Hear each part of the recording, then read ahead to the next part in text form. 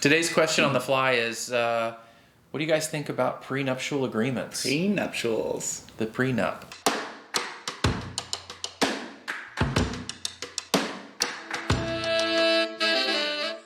First off, I'm going to start off by saying that in most cases I think they're a good idea, but there's really no good blanket statement because every situation's a little bit different. So as I like to do, let me kind of start with some guardrails, some far left, far right. And that is that if you are, you're 22 years old and you're engaged to somebody who's also 22 years old and all you have is a little bit of credit card debt and a broken down Toyota Corolla between the two of you, you probably don't need a prenuptial agreement to decide, who's going to get the cat bed. If you have one. If you have one. Right. Now, on the other side of that, if you are later in life, if you are, let's say late 40s, early 50s, you've been through a divorce or maybe it's a first marriage and you've had a long, successful career and you've accumulated some things and maybe you have your own kids to think about. Sure. That's a totally different scenario. And marriage in that context has a totally different meaning than what it does when you do it when you're 22 years old, just getting started in life. Sure. And I want to come back to that, but I want to give Jeff a chance to kind of jump in with his opening thought. I think, one of the things I don't like about a prenup conceptually is the way in which it causes us to begin to think about division. Mm-hmm. And that's not really how you want to start a relationship. No. So, in that sense, I just generally have an experience of it that's not pleasant. The whole idea of a prenup is trying to deal with the idea that somebody is coming into the relationship with significant assets that are either A, different on the scale than the other partner is bringing into the relationship, or obviously important, emotionally important. Let's say that you inherited a piece of land or you inherited a business or something like that. And you want to make sure that regardless of what happens in the relationship, that you honor the work of others who've gone before that and honor that asset in a certain way. I think the question of, as Jeff is saying, should we plan for divorce?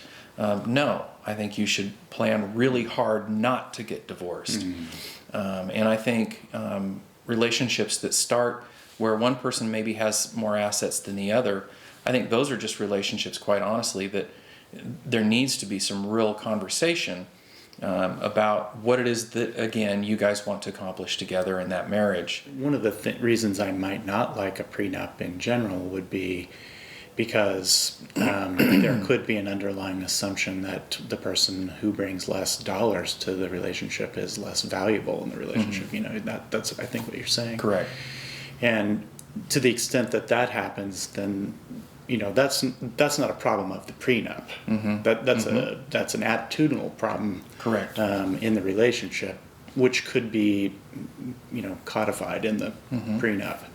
So I think planning for success in marriage and overcoming that kind of a bias is mm-hmm. probably a good way to go. We did a series of videos on whether couples should share their resources. Whether they should have individual accounts or whether they should combine those things. And obviously there's a million different ways to do it, but this kind of gets into the heart of what we're talking about with the prenup is kind of maintaining an idea of segregation.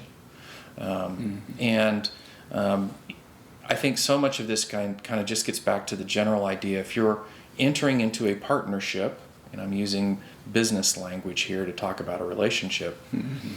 but that's what marriage really is it's a partnership.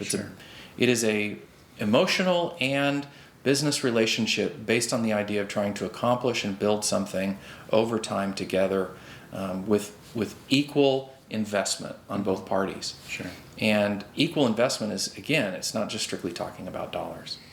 I think if you're considering, now from my vantage point, right, mm-hmm. If you're considering a prenup, I think the best way I can think of to sort of get that done is to have a large volume of communication mm-hmm. of high quality. Mm-hmm.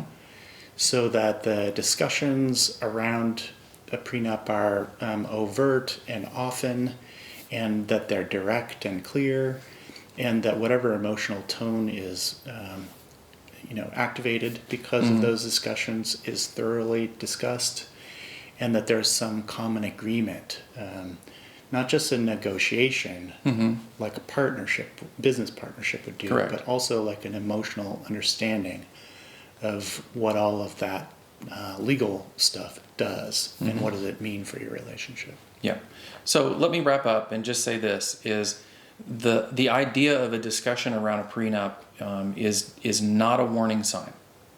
The mechanics around a prenup are not a warning sign to a relationship unless it's bringing into question the actual fabric of the relationship. If this is a record-keeping issue, if this is a risk management issue, and both parties can see it as such, then I think it's something that can be talked about, that can be handled, and then put aside like a life insurance policy, and then life can get on. All right, well, if you like this video, please hit the like and subscribe button, and that'll help us get more videos like this to you. Also, you might want to go check out relational-media.com. Jeff and I put on a class called More Than a Budget, where we get into the weeds on how families come together and how couples plan their money and get on the same page with shared values. And as always, stay curious.